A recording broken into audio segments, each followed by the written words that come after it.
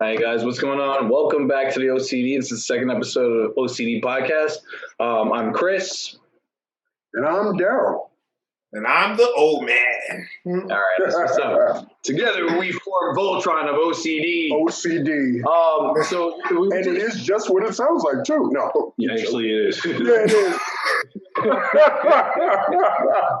Okay. So all right. So you know what's funny? Like we were just thinking about like our story, how we came together, and it's pretty interesting. At the time, I was at Medgar Evers. I transferred out of Brooklyn College. I was at Medgar Evers bookstore. I was working there as part of the stock team, and I was lifting something. And this guy comes walking in as a student, walks in. Instantly, you can tell, obviously, from the body type, the guy's like a bodybuilder, muscular dude. And I think I came up to him and I was like, bro, you're doing good work, putting in that work. I'm trying to be like you. And he came up with a witty retort, and it's been like a friendship ever since. I don't know, what was like 16, 17? No. That was 2004. Shit. Yep. 16 years ago. That was 2004. Yeah. It was 17 years ago. It was August, September, the first semester, 2004. Yeah. Yeah. One time. Yeah. So, it's interesting. So I met him like August, September of that year. And then I transferred out and became a tutor at the Learning Center. And a good one. And appreciate that. And then we got a gym. I finally got a gym that actually worked. A working gym at Medgar, because for years that gym was garbage. We were using rusty nails as pins. It was crazy.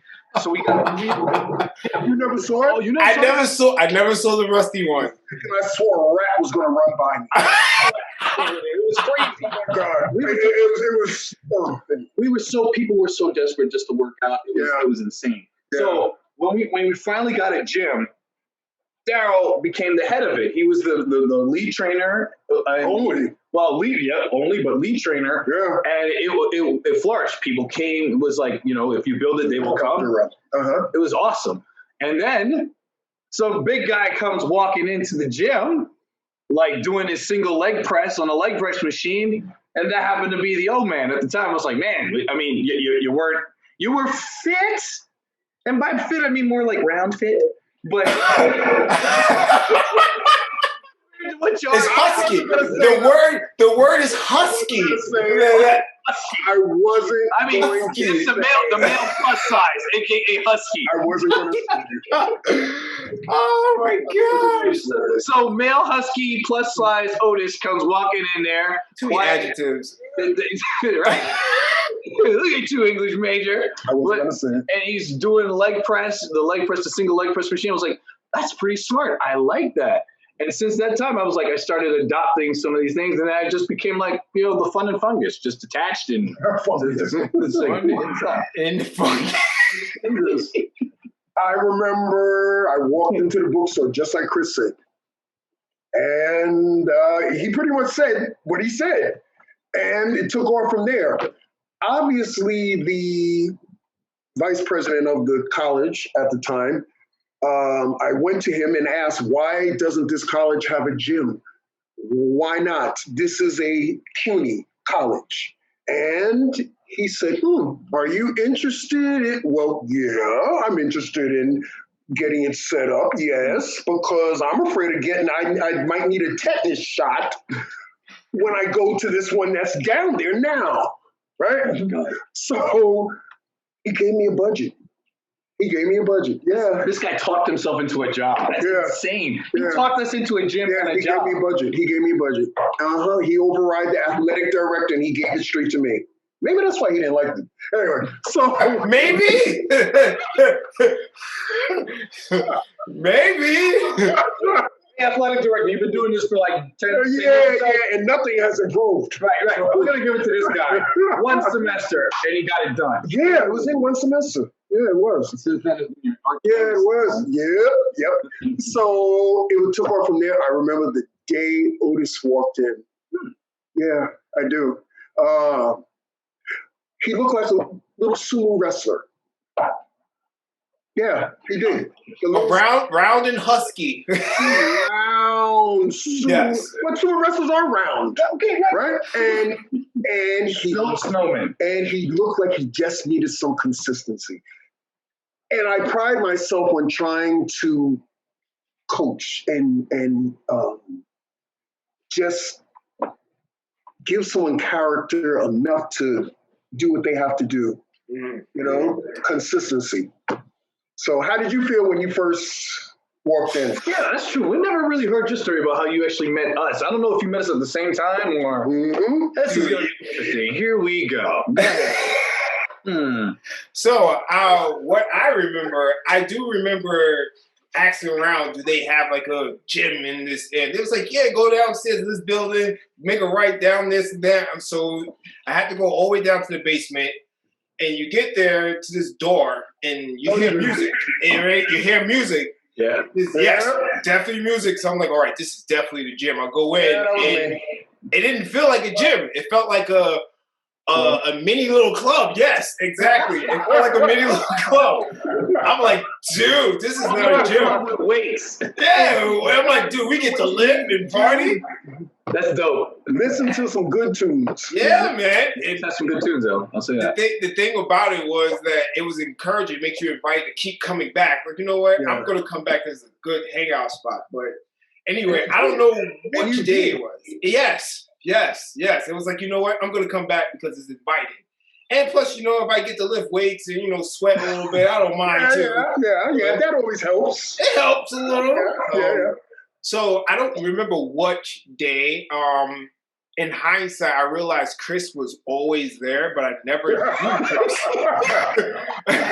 He was always there, but I never knew him. I'm just like, hey, that's the light-skinned guy that's there. It's like, okay, he's looked nice. He's relatively friendly. Of course, we all know Daryl. Relatively friendly. I mean, he doesn't feel insulting. So I was like, okay, great. And of course, we all know Daryl. Daryl made himself well known. Right. So when I first met Daryl, I don't remember exactly what he said, but he came up, he introduced himself. He basically got me comfortable in the place. And encouragement. Yes. He gave me permission to be consistent. He gave me permission to be consistent. Yes. Yeah. That's what I kind of got with that. Got kind of acclimated with the regulars there. It was like the Moses, the two Moseses. Yeah. I'm talking about the swole ones. Yeah. So let me ask you a very serious question. What made you decide to be consistent and to come in and be consistent?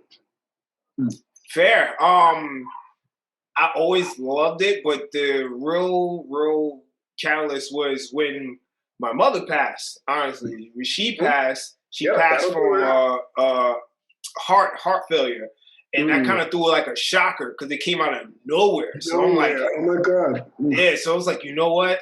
I need to get on this because this could totally happen to me. So it kind of made me really, really focus and lock in on it. And it was like maybe 6 months into it, people were like, you're a new you. Like, I don't recognize you anymore and stuff of that nature. And I will admit, I was closer to maybe 300 pounds-ish, kind of close there, maybe 280-ish, something around there. 287, I was counting. So, you remember? Jesus Christ. Dude, that was like over a decade ago. But seriously, you can remember that? That's crazy, bro. Wow. But something like that, yes. Something of that nature. And it was like in like 6 months. Well, you did it well. You did it well. Thank you. You did do it well. In like 6 months, kind of cut down, like, dude, you're like half the person. Like, you're right? totally different and stuff of that nature. And I just kept hearing Daryl encouraging, and then being there, met Chris. We got, I don't know how to describe my relationship with Chris in the beginning. I know how it is now, but it was, I don't know how to describe it, but he was one of those encouraging, infectious kind of people where you don't mind being around, but when you're around, it was like, I don't know what I'm experiencing right now, but I don't mind being around her. I'm not sure, but it's okay. His personality can be contagious. And that's a good thing. No, seriously. Contagious doesn't necessarily mean bad, like COVID or something. No. No. Bullshit.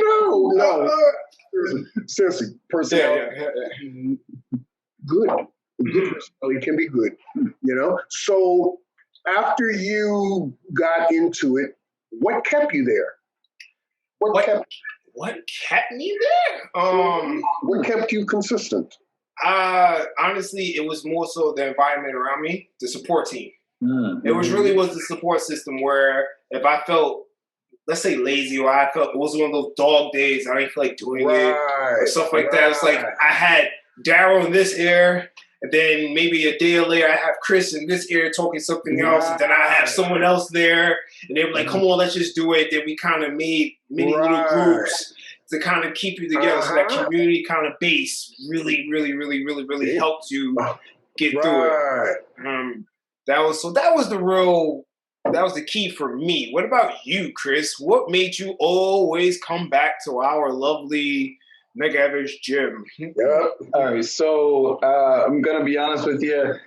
Consistency has funny C for consistency. That's always been the thing I feel like I've missed. I'm consistently inconsistent or inconsistently consistent. We can go back and forth on that. So when I would go to school, I was working, and so I'm not gonna lie, like I was supposed to be at a location at like the learning center at the time. And I'm like, well, I don't have any clients right now, and you're supposed to stick around just in case people walk in. Students walk in. And I'm like, well, I'm just gonna go for a walk, yawn, and I find my way over to the Cal Street building, find myself downstairs, and then like you were like all the times like, why is this guy always here? Those are kind of the times when I was supposed to be working. Oh, good to know now, huh? So when I needed a tutor, I could have found him at the found me at the club gym. So a few times I had to kick them out. Yes, that's true. There was a few times I had to kick them out. You know what's funny? I had clients actually come reach me. Students come. We can call them clients, but yeah, I had students come to the gym to find me, and I was okay with that. And they were like, they came to an agreement where they were like, all right, so I would just tell them like, if you're gonna meet me at 3:40, I'm gonna be at the gym, so just come to the gym, come get me, and then we'll just do our thing. We'll walk on the way. We'll do that. And it was a nice relationship. It worked that way. So a lot of the times I was kind of on the clock, when I was doing it. But I spend a lot of free time there too. And again, that's because the infectious nature of this guy, like he exudes like positivity and you can do it isms, if that's a word. I'm making it a word. But for everyone else except me. No. That's right. And so what I become is like a canvas flyer. So I find that like it was great being there. It was fun.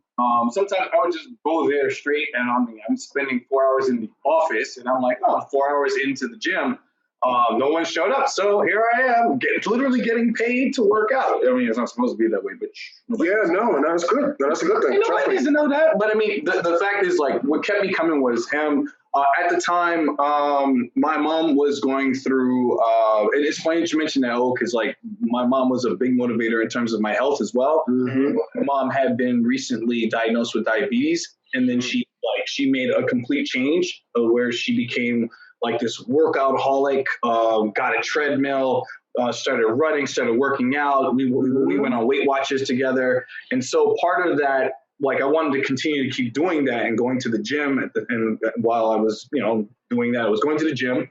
Met this guy, so I'm like, I'm all with that. Then I'm like meeting cool people like yourself, and that's what helped me sort of stay consistent. So that's why you kind of saw me there. One, I was getting paid to do it, and two, cool, great people who kept me consistent despite myself. So I have a good question for The Rock, Daryl.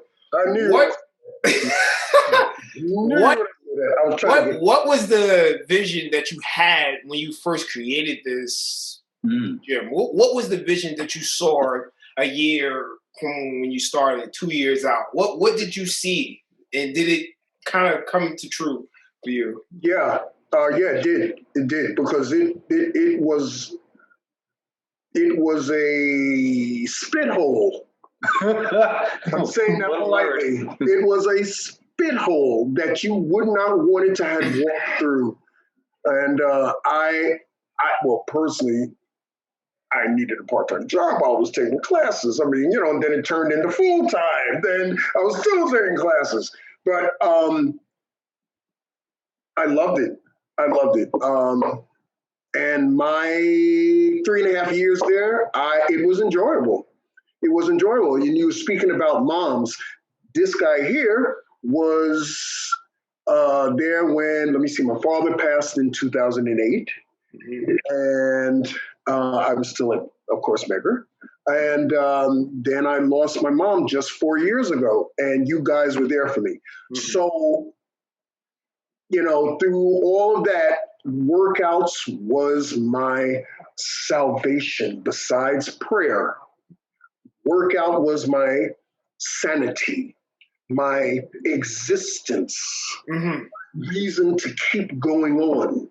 Good stuff, man. You're right.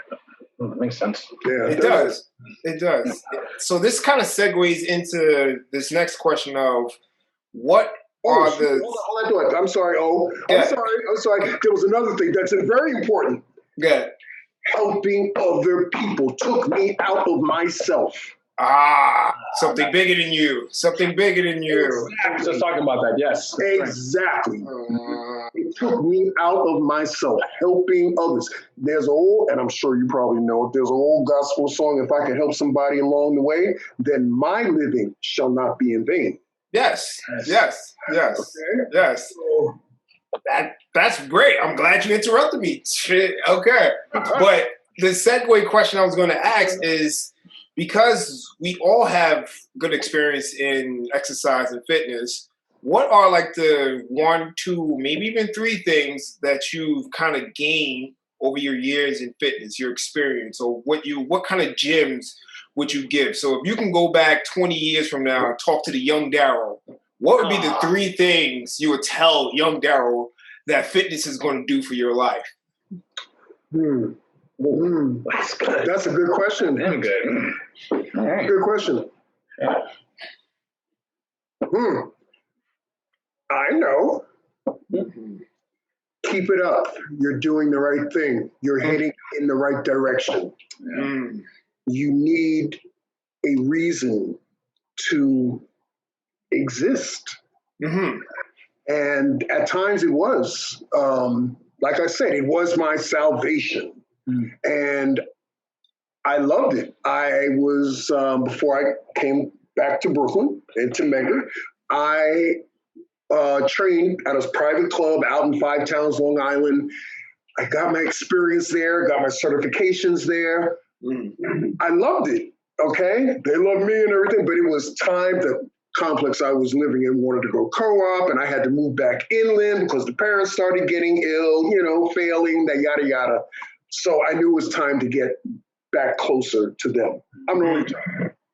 So that's how that happened. Got it. What about you, Chris? What would you tell young Chris about fitness and how it influenced your life and what you have gained and what you can share with him? So many things. But all right. So I'll liken it down to 3, I think. Confidence is a biggest. Well, that was good. That was good. Thank God. Shit. Okay. All right. I'll try to make this short, Jim. All right. Short and sweet. Confidence is a big thing. When I was growing up, I still do to a degree suffer from a form of body dysmorphia. Never liked the way I look. I've always got the 5-year plan. Like 5 years ago, I think I looked great. But when it was 5 years ago, didn't think I looked great. It was always 5 years ago since then. Welcome to my world. There were a couple of times where I was just like, I was satisfied. Like, I like the way I look right now. This is good. Maybe it lasted for a week or so, but it was always, I think I'm joking. I'm serious. Okay. Well, the thing I would tell my younger self is like continuing with it. Confidence is a big thing. So I think that's one of the biggest things that I gained from that. Yes. I wouldn't be able to walk into a classroom or be able to talk to somebody or something that I know, or even it's like being able to teach other people what I know, having the confidence to do that does take confidence. Having the confidence to recognize I don't know something and to learn it, to try to humble myself. That's one of the biggest things I would try to get myself out of, like the ego boost. Another thing I think that for me, that I think fitness did for me was it taught me perseverance. Because when I made the joke before about being consistently inconsistent, And you guys, if you guys don't know, like you guys know about the trifecta, it's always like, if I got the work ethic down, I'm going to the gym hard, doing a lot of stuff, I don't have my sleep patterns down, and I got a good diet. If I don't have a good diet, then my sleep is going well and I'm working out. And if I've got the workout well and I've got my eating plan, I'm never sleeping. So it was like that trifecta was I was always missing. There was always something missing in the triangle. And I was always chasing it. So I think like learning to perseverance, because at one point or another, it all clicks together and I'm like, oh, I'm in that sweet spot. I'm getting it. I'm doing what I need to do. I feel it. I feel good. And like learning to persevere about that, because there are quite a few times where I plateaued. There are times where I didn't want to go. There are times that I'm like, I couldn't stand being there. When my mom passed, it's funny, when my mom passed, this guy was here with me. I think you guys were there with me the next day. On the Sunday, we went to go work out at what was Bally's at the time. I had a complete breakdown there, but it helped. I was there. I wasn't here. I wasn't in the house. I was there, and I was working through that pain. So perseverance, it's definitely taught me that. And I think the last thing that really taught me, which is interesting, is that I've learned later on, not during that time, that I would try to tell younger Chris, that is incremental progress is a real thing. Yes. The major jumps that you make are great. Those are the newbie gains that you get. But those little things matter the most. They do, because like when you've gotten to a point where you're no longer a novice, you're adept at doing this, you're not going to see these big leaps anymore.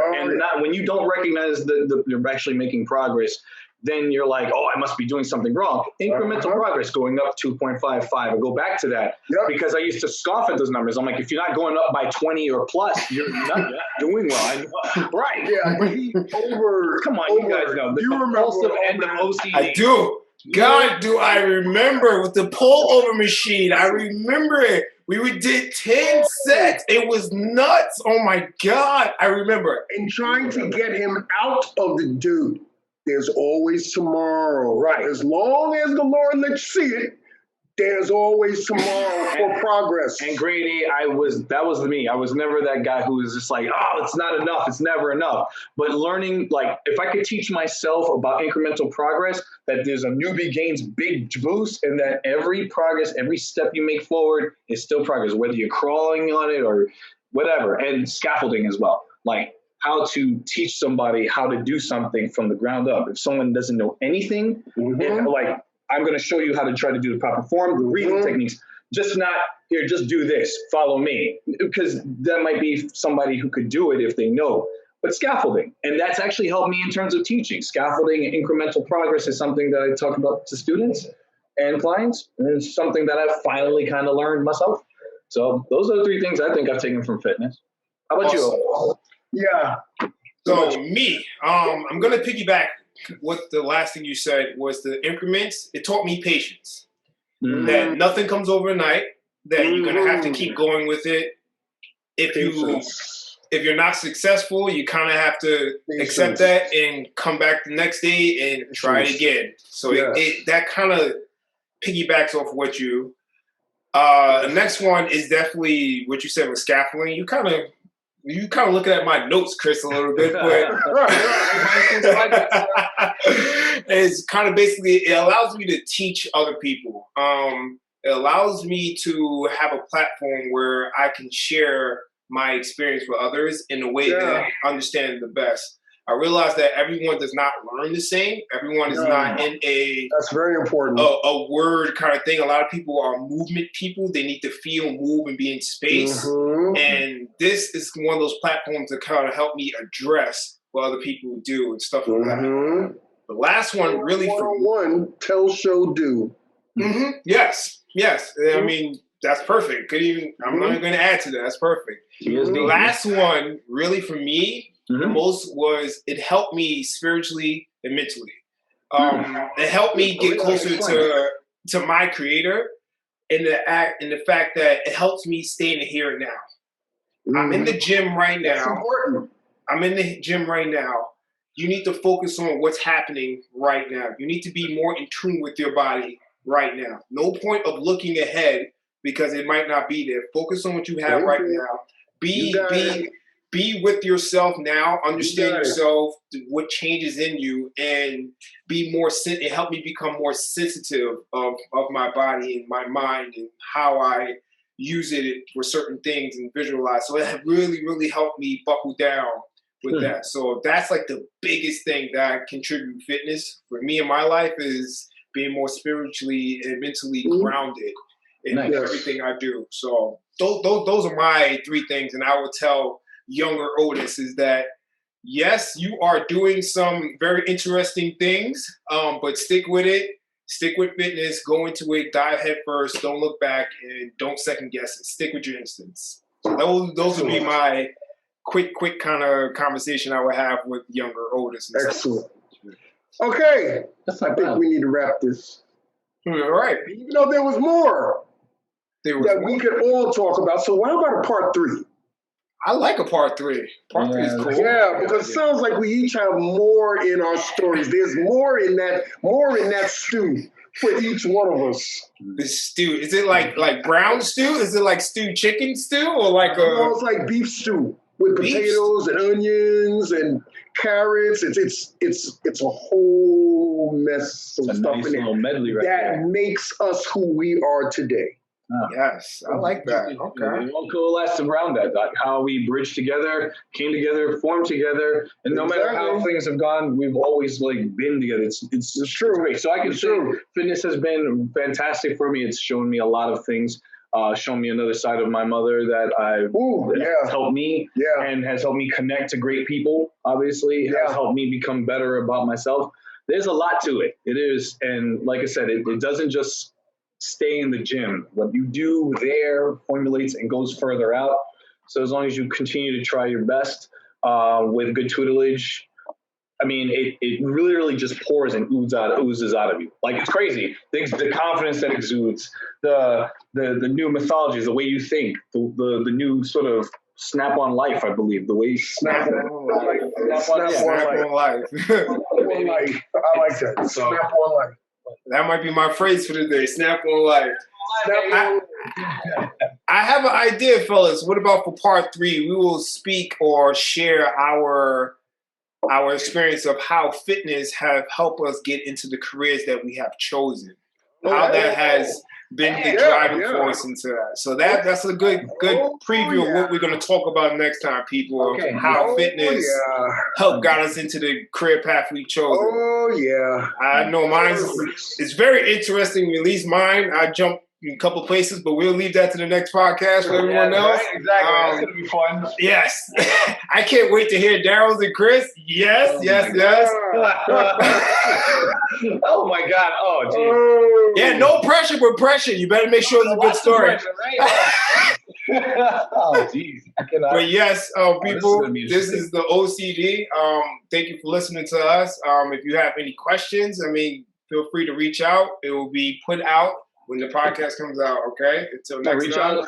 Reach out to us on Instagram and reach out to us on Facebook. That'll come up. Yes, it will be there soon. It will be there soon. Promise, okay?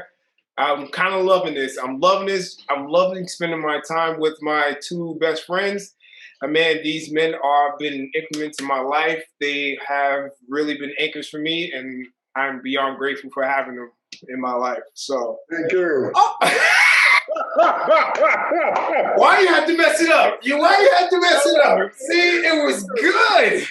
Gosh. I didn't know. I could poke him in his ribs if I could touch him. Goodness. But yes, everyone. Oh, that was good. Until the next time. Yes. Thank you. You know what that is. Be safe, everyone. That's great.